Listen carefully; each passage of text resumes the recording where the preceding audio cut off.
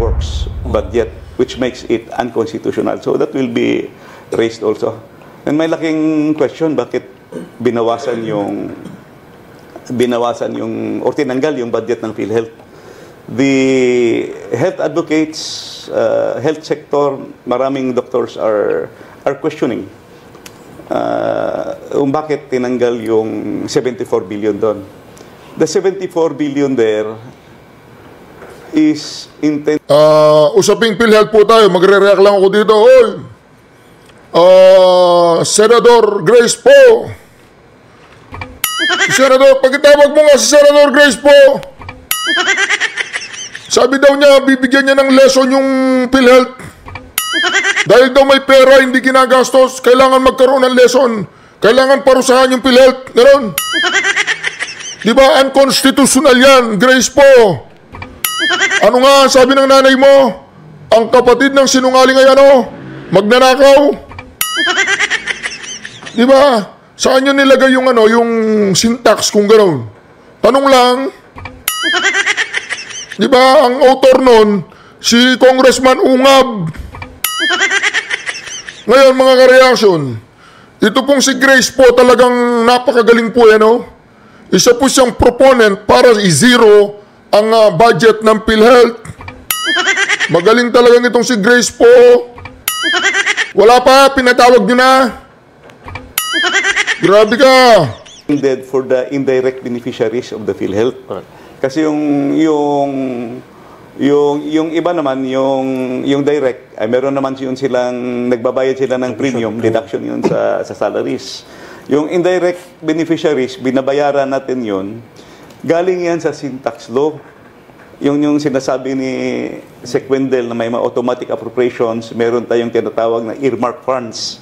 Because the syntax law says the increment of 103, Republic Act 10351, yung 80% yan will go to universal healthcare.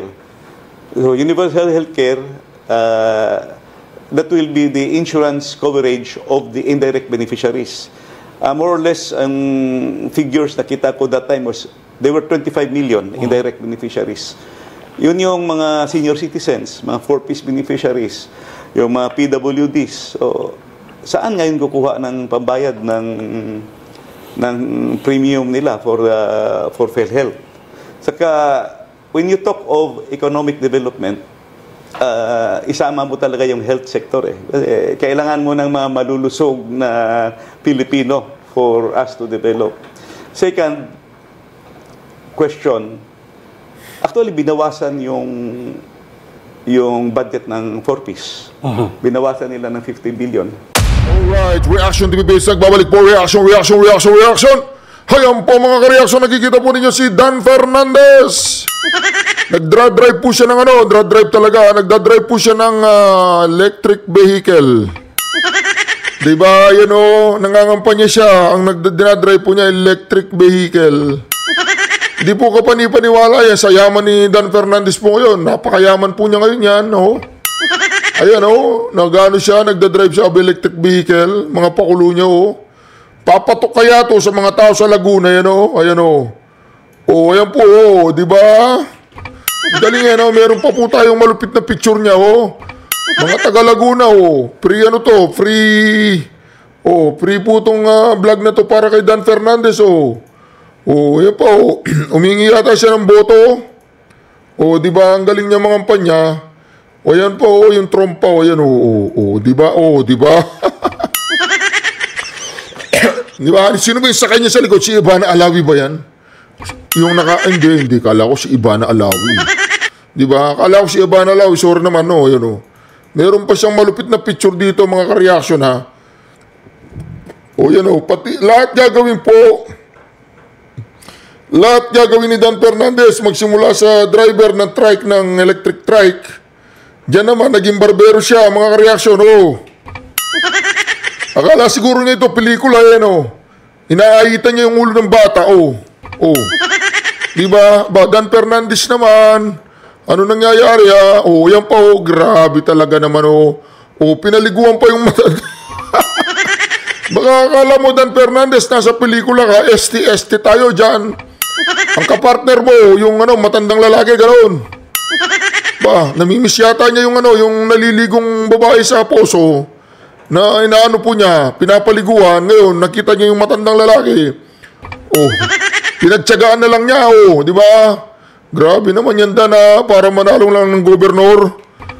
Pati wet packs nung matanda talagang inaano mo, pinagtitripan mo. Meron siyang meron siyang dinudukot doon sa puwitan ng matanda, Grabe to. Ganyan po ba talaga mga gobernador candidate sa Laguna? Yung mga kareaksyon nating taga Laguna dyan, mag-comment nga sa comment section. Ito bang si Dan Fernandez ay nasa ustong katinuan pa ba to? Tanong lang. Mga Laguna, papayag ba kayo na ganitong gobernador ninyo? Sa tingin ko lang, napaka-plastic niya Gagawin niya lahat para lang manalo, ganoon. Dan Fernandez naman, ang galing-galing mo Grabe naman talaga Diba? Meron pa tayo. Ito naman si anong tawag dito? Si Sia Alonto. Sia Alonto Adjong. Mantakin mo yan yung Hilux niya. Province of Lanao del Sur. Diba? Magaling si Sia Alonto Adjong. Lanao del Sur daw siya. Tingnan mo. Nakasulat sa pickup. Tapos meron siyang parang pampulis na. Ayos ka rin kung Sia. Ganyan ba talaga ang galawan dyan sa may Lanao del Sur?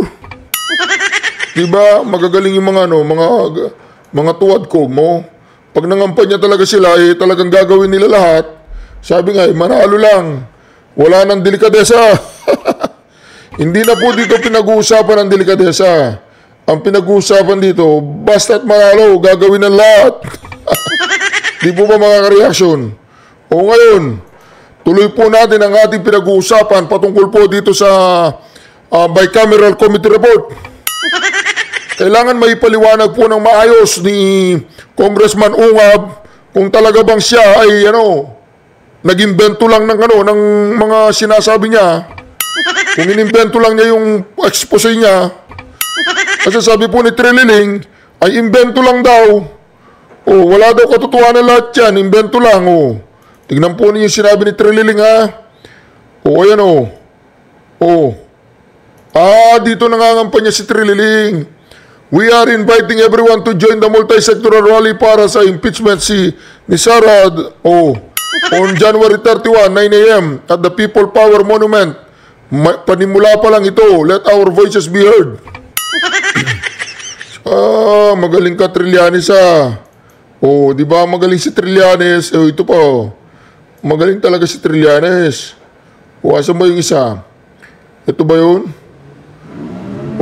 Siguro ito yun yan Sabi niya dito, mga kareaksyon babasahin ko na lang. Medyo maliit yung letra Anong sabi ni Trililing dyan? Ang BICAM/blank spaces issue ay isang Duterte issue inimbento nila para maliis ang issue palayo sa korupsyon ng pamilya niya. Di ba? Ayos ka rin, Trililing di ba? Tapos mayroong nag-comment. Yung usaping firing squad daw sa mga korap. Paano kung gawa-gawa lang sila ng kaso tulad sa ginawa kay Senator De Lima, di puro korap ang matitira. Pag nagkataon, yung mga nakapwesto pa naman puro halos pro-korap. Ang tagal naman kasing mapakulong ng mga diba, Digong, Jans na yan. Puro mga po to, puro mga bitter. Diba? Puro mga bitter. Puro mga bitter po nasa page ni Trililing. Lilima na lang yung nagko-comments, bitter pa. Ito po, pakinggan po natin ito For the government. Ano po ba talaga ang mandato ng BBM at kailan kayo papasok sa proseso, sir? Para maintindihan din po namin. Kaya yan tinawag na Department of Budget and Management. Yung unang aspeto dyan, yung sa gagawa ng budget proposal, yung National Expenditure Program, DBM talaga yan. Ngayon, pag ang enrolled bill naging batas na at napirma na ng Pangulo, papasok naman yung aspeto ng management. No? Kasi kami yung nagmamanage ng budget. How it's going to be implemented based on the approved General Appropriations Act. So kami nag-release ng pundo, pinoprogram namin yan. No?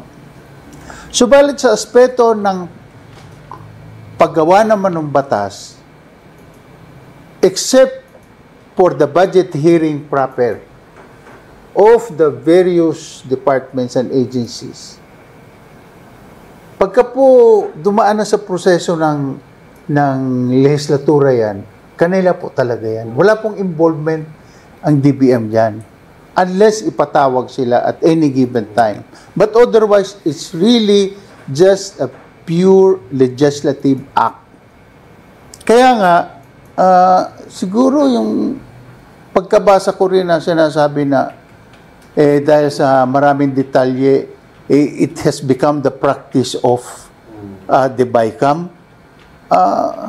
Ano bang posisyon niya? Ano bang involvement niya dyan na masabi niya yan? Na yan, ang Kongreso lang ang talagang dapat magsalita patungkol dyan kung bakit nagkaroon ng blanco. At tama naman siya na pagdating sa General Appropriations Act, wala naman talagang blanco doon. Kasi kompleto na yun eh.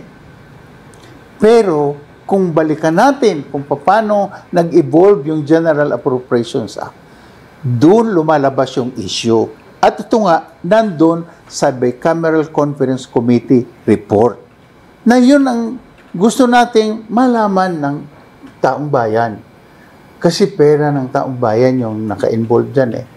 At ang atin lang ay maipaliwanag lang ng Kongreso kung paano nangyari na nagkaroon ng ganyang klaseng sitwasyon at pinirmahan naman ng mga miyembro ng Bicameral Conference Committee ang report na nakita naman nila na ang daming blanco. No? So, it behooves upon the members of the BICAM Committee o the Bicameral Conference Committee to explain. No? Dahil sa kanila nakasentro ang usapin ngayon. And I think in the coming days, no, because ito nga, it's been a week now and people are still talking about this topic. People are still asking and seeking answers regarding the questions that we've raised. Kongsid, Attorney Wandal, what do you think? What is the next step from here, Kongsid?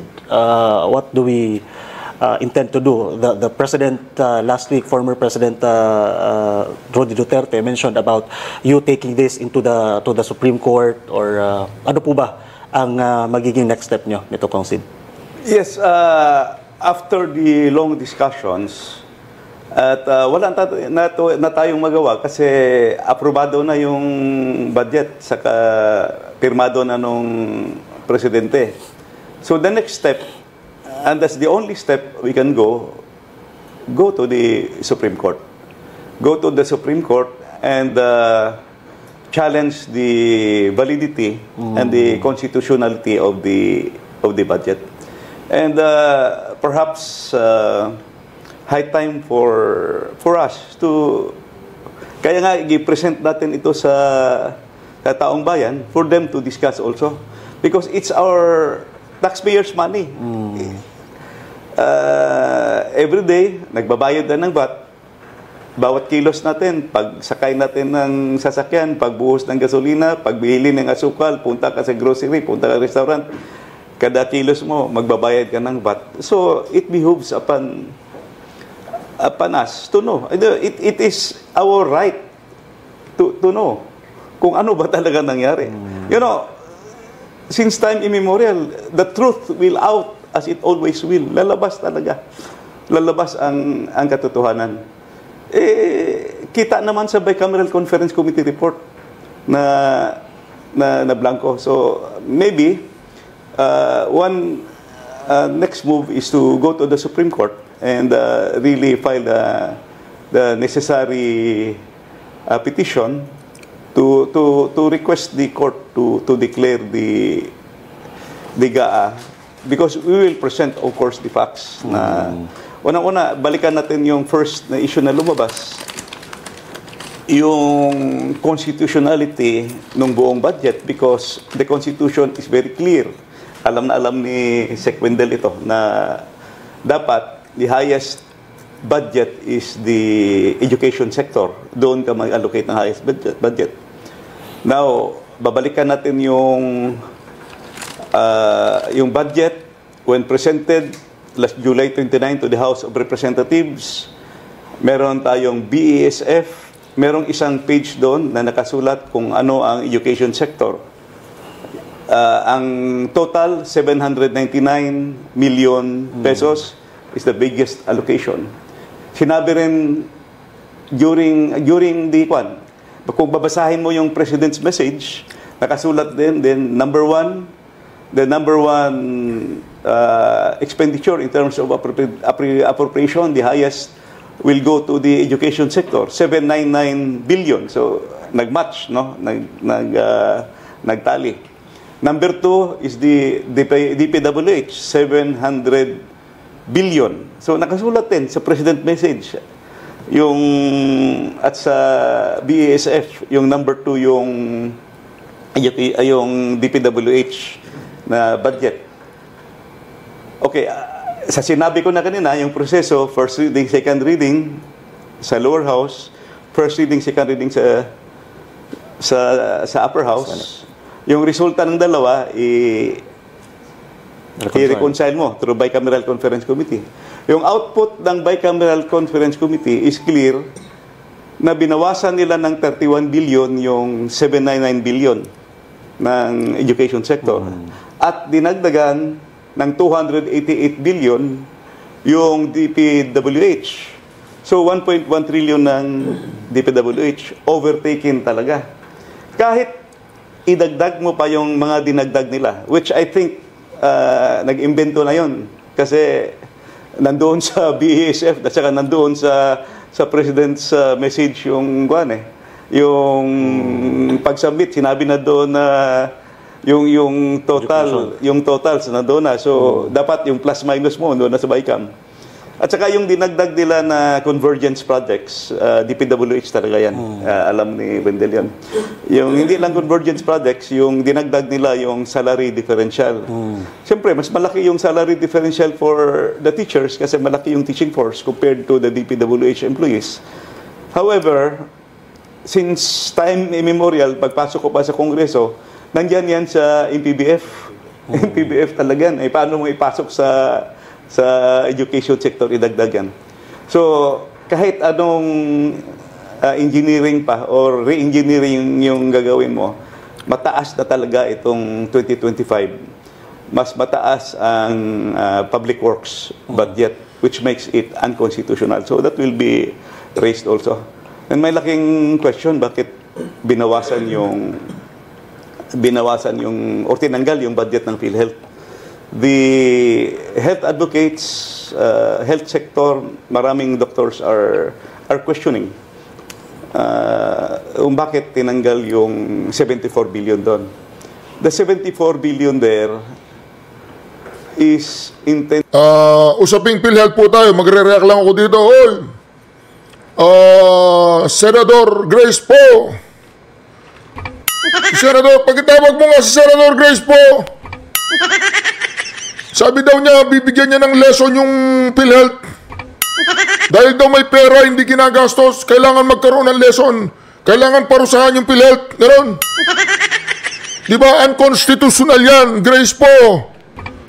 Ano nga, sabi ng nanay mo, ang kapatid ng sinungaling ay magnanakaw. Di ba? Saan nyo nilagay yung yung syntax kung ganon? Tanong lang. Di ba, ang author nun, si Congressman Ungab.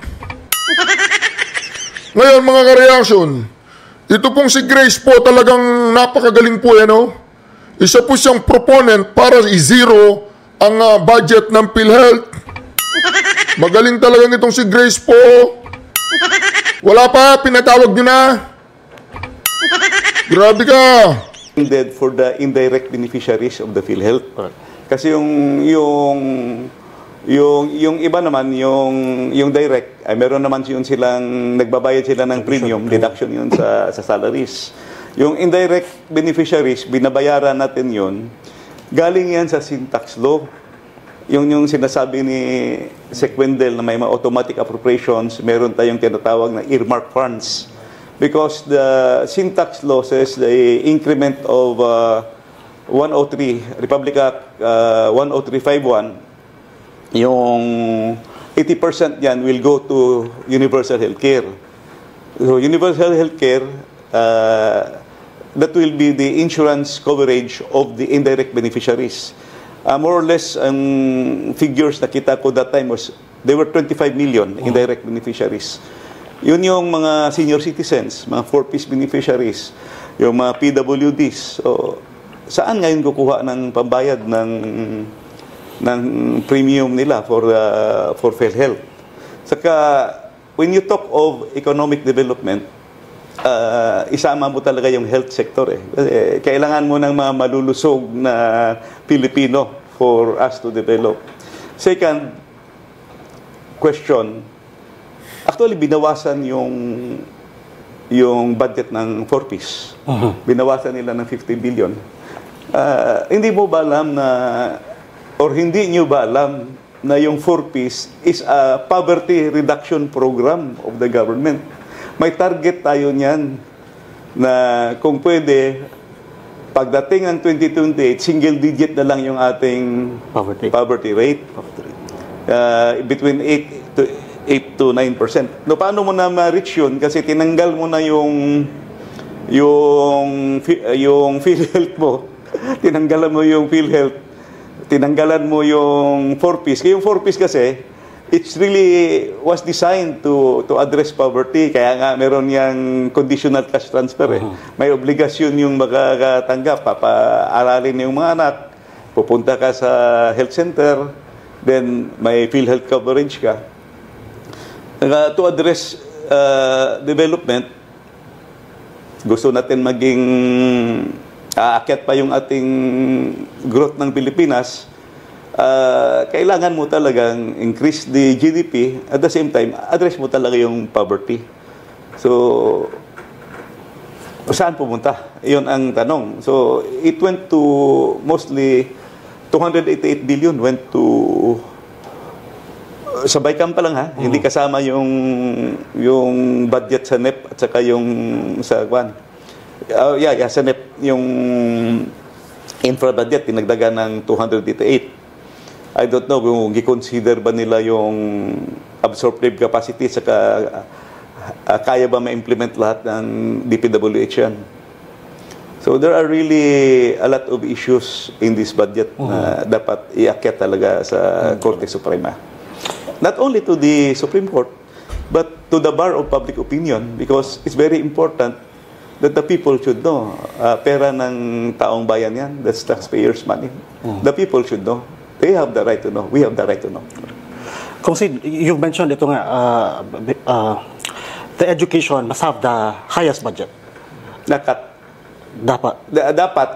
Nasa Constitution yun. As mandated by the Constitution. The framers of the Constitution really made sure that Filipinos will have the highest budget every year for education. Correct. Gikat nila yung budget. And now, this year lang ito kung the first time na DPWH sa higher budget. Meron last year, pero hindi masyadong glaring. Ito ngayon glaring kasi malaki talaga ang angat. And that's just some few of the items. For sure, marami pa na naging mataas, mababa as compared to may previous years. nakita ako kasi yung part 1 ko nga, yung unconstitutionality, may ginagawa kasi akong research. Kaya ako nakita yung sa BICAM report. So, yung part 1 ko is yung education sector na habol ng DPWH.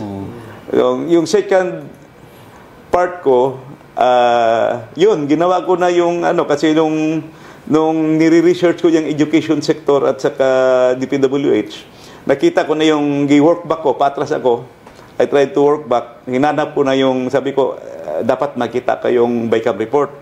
Pagkakita ko ng BICAM report, first, SP11 pa lang makita mo na kagad yung yung Kulang na.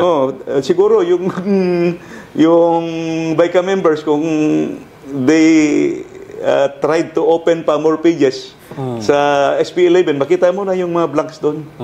Yung magtataka ka na. So, na-shock na ako na mayroong mga blanko. So, yung pakalawang research ko, ito, yung blanks. Attorney Wendell, with all this information and revelation regarding the budget, how do you think this will impact, sir, in terms of managing now the national budget moving forward? Magkakaroon talaga ng question ng mga tao, sir. Alam mo, ang mga tao naman, pagka kahit na anong gastos, pagka naunawaan nila, maunawaan nila kung bakit kailangan gawin yan. Pero pag sa umpisa pa lang, meron na silang pagdududa. At hindi nila naunawaan. Yun yung bagay na kailangan bigyan pansin ng pamahalaan. Dahil pag hindi nila napaliwanag yan, people will tend to believe na talagang may lokohang nangyayari, no? At tayo ba naman kapwa Pilipino maglokohan pa tayo? Naghihirap na nga tayong lahat at nagsisikap na tayong lahat tapos hindi pa natin mapabuti at mapaayos yung pagpapatakbo ng ating gobyerno.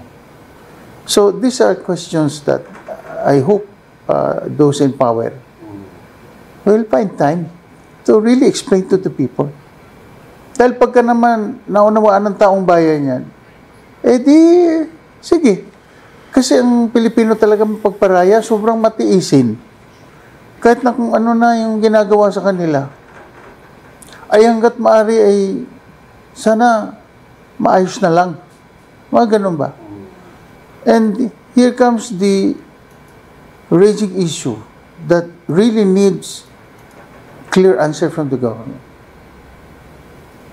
My take is that the government must respond. If they will not, then that will be their own doing. Thank you, Attorney Wendell. Now, Congressman Sid, a few of your colleagues in the House of Representatives have actually nagsalita na, based on this. But I think may ilan, dalawa, tatlo, ang nagbigay na ng komento on this on the questionable bicameral report. Kung as member, as a long-time member of the House of Representatives, and especially now in the 19th Congress, what is your message to your fellow congressman at this point, now that you've exposed this? I don't want to, I would say, dictate on them. But ito lang ang pakiusap ko. Tingnan nyo yung email nyo. Balikan nyo yung email nyo. December 11. Basahin nyo lang. Then, you will know the truth. Yan lang. Balikan mo yung email mo, December 11, then you will know the truth. Who is telling the truth. May blanco talaga, makita nyo. Thank you, Congressman Sid, for sharing this information. Gusto ko lang balikan while we are at this topic. Ito nga, isa sa mga pinag-usapan, nagkaroon tuloy ng throwback ang mga kababayan natin dun sa earlier statement ni Senator Amy Marcos. So mga ka-reaction, pinababayaan ko po silang magsalita kasi naubos na po yung boses ko. Hindi. Natututo po ako kay Congressman Ungab. Naiya naman po ako sa kanyang sumabat ng sumabat. Baka ipatawag niya ako.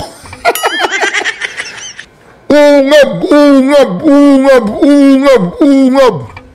Dapat tumakbo senador ito pero sa susunod Congressman Ungab, huwag mong kalimutan gagapos ka namin, ay kakadena ka namin, winarningan na namin si Marcoleta. Pag naamoy namin na gusto na naman niyang matras unay babartuli na namin, tapos pagtapos na yung butuan, nanalo na siya, pakakawalan namin doon sa Senado na. Wala nang kawala si Marcoleta ngayon. Itatali namin dalawang paa, dalawang kamay, tapos may dala kaming duct tape dun sa bibig naman. Para hindi siya makasigaw sa Comelec. Oy, Senador, Congressman Rodante Marcoleta, winawarningan ka namin ha. Walang atras. Hindi po totoong umatras si Senador Congressman Rodante Marcoleta. Baka magbabago lang yung number. Yung numbering baka magbabago. Hindi pa natin sure. Kasi may mga i-insert na bagong mga kandidato. Pero itong si Congressman Ungab, Congressman Ungab, kumakatok yung Senado sa'yo ha. Huwag kang pabanjing-banjing ha. Babantayan ka namin. Pag hindi ka tumakbong senador sa susunod, Congressman Ungab, magpapadala ako ng 10 alien dyan, kikidnapin ka. Dadaling ka muna sa ibang planeta, papipirmahin ka ng yung tinatawag na Certificate of Candidacy for Senador 2028. Pagkatapos pong mapirmahan mo yon, Senador 2028, ikukulong ka na namin doon sa spaceship. Hindi ka na pwede maggala-gala, wala na, tapos na. Pagkatapos ng eleksyon, yung spaceship, ibababa ka niya sa Senado. Yun. Palakpakan! Alright, tuloy. December ito, no, December 18, nabuhay ito na discussion na Congressman Sid, no, after you revealed the questions nga. Sabi niya, part of her statement, kaya't sa kabila, because she did not sign, di ba? She did not sign. Kaya't sa kabila ng pagnanais kong makisama, hindi ako pumirma sa kahit anong papel hinggil sa BICAM report na yan at nagsusulong magbawas ng pera ng lehitimong proyekto para lang ipasok ang akap, lakihan ng labis-labis, ang MAIP at pagpiyastahan ng DPWH. Paano naman ako pipirma sa blankot kulang-kulang na papel? This was December 18, 2024. But when this statement was released, lumabas, ba't nakalimutan? And ngayon, after last week, after you've presented itong blank items nga sa bicameral, nabuhay ito. Parang nag-coincide somehow. Kasi back then, wala naman din pinakita si Senator Amy na document eh. And here comes your revelation, Congressman Sid. So, do you think that could be a confirmation somehow? Well, that's an honest confirmation. And I salute her for that. Again, no, thank you very much, Congressman Sid. And Teka lang, ayaw ko yata yung muling sinabi ni Congressman Sid. And ngayon, after last week, after you've presented itong blank items nga sa bicameral, nabuhay ito. Parang nag-coincide somehow. Kasi back then, wala naman din pinakita si Senator Amy na document eh. And here comes your revelation, Congressman Sid. So, do you think that could be a confirmation somehow? Well, that's an honest confirmation. And I salute her for that. Again, no, thank you very much. Diba? At least okay lang yon, salute her, pero not vote for her. Hindi po tayo pro-Amy dito ha, hindi ha. Nililiwanag ko lang. Talsik na si Amy sa listahan. No to for Amy Locsin, Marcos. Okay. Maraming salamat po sa patuloy niyong pagsuporta sa ating napakalupit na Reaction TV YouTube channel na dahil sa inyo ay patuloy po tayong lumulupit. Di po ba mga kareaksyon, ang pagmamahal sa bayan ay kailangan galing sa puso. Hindi po bulsa, hindi.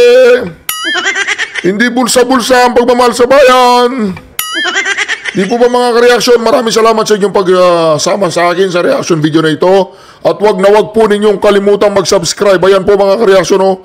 Wag po ninyong kalimutang mag-subscribe. Reaction TV PH. Thank you, President Mayor Duterte. Ayan po, tayo po ang nag-iisang YouTube channel sa balat ng Pilipinas, balat ng mundo, na kung saan ipinasulat ng isang YouTuber ang pangalan ng isang presidente upang magpasalamat lamang. Tayo lang po yun. Nakasulat na po yun sa Guinness. Wala pa. Papatawag ko pa yung Guinness World Record. Anyway, mga kareaksyon, maraming salamat. Syukran. Duterte.